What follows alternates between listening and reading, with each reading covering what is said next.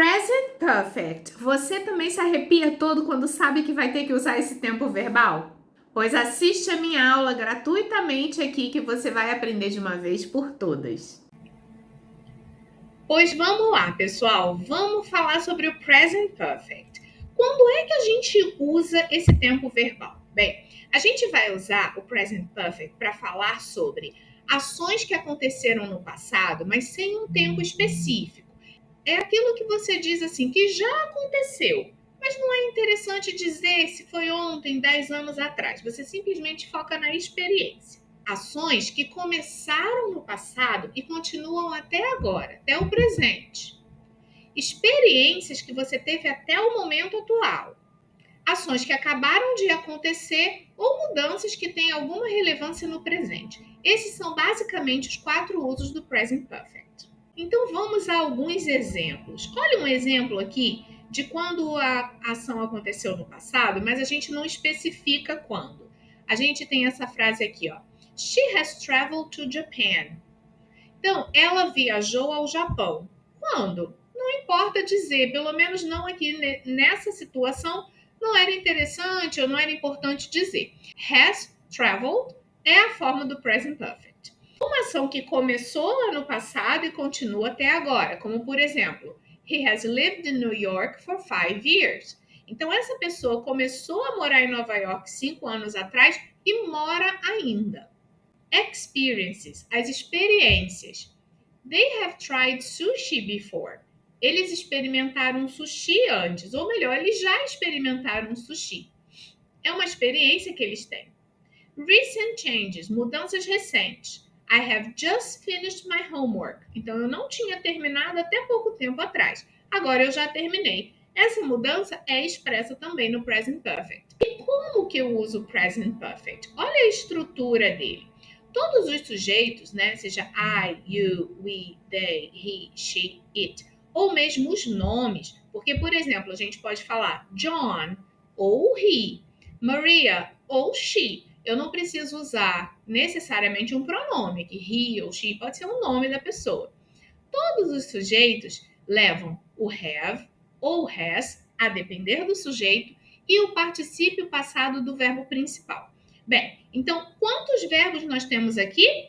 Nós temos 2. Quando a gente usa o present perfect, a gente vai usar o verbo have sempre, mas aqui ele é verbo auxiliar, ou seja, ele não traz um significado nele mesmo. Não é o verbo ter como o verbo principal, como eu digo assim, eu tenho um cachorro. Quando eu estiver falando na negativa, eu vou trocar o have ou o has por haven't ou hasn't. O particípio passado nunca muda. Então eu vou ter, por exemplo, we haven't eaten.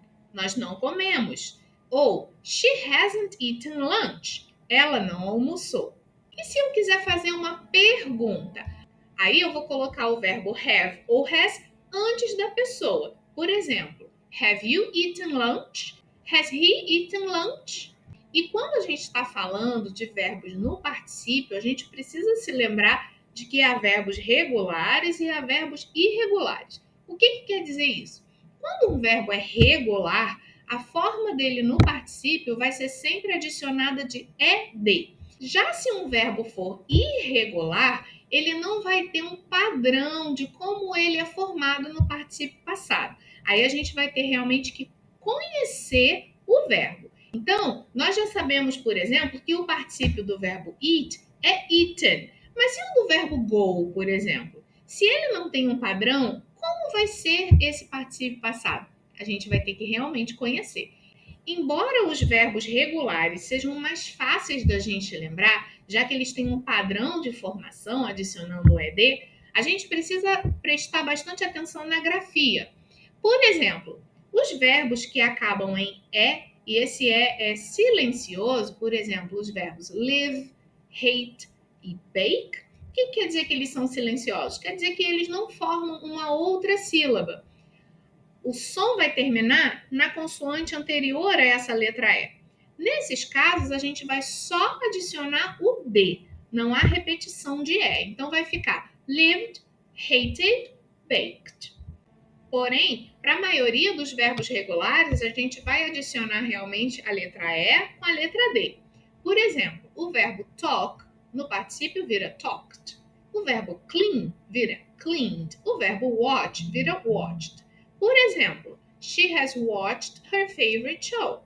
E para os verbos que porventura terminem em Y, a gente vai ter que olhar para a letra antes do Y. Se for uma consoante, nós vamos trocar esse Y por uma letra I.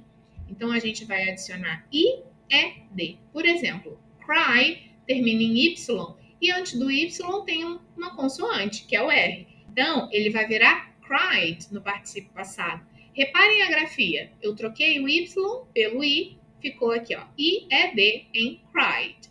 O verbo carry, mesma coisa. O Y precedido de uma consoante vira carried, com I. O verbo study vira studied e assim por diante. Olha o exemplo.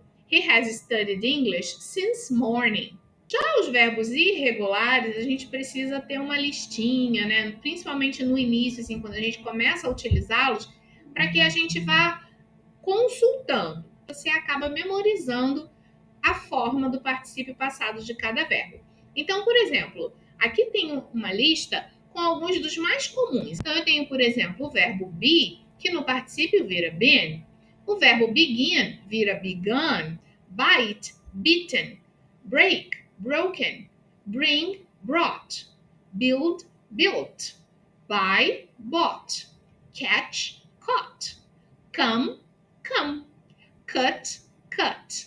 Do, done. Draw, drawn. Drink, drunk. Drive, driven. Eat, eaten. Fall, fallen. Feel, felt. Find, found. Fly, flown. Get, gotten or got. Give, given. Go, gone or been in some situations. Grow, grown. Have, had. Keep, kept. Know, known. Leave, left.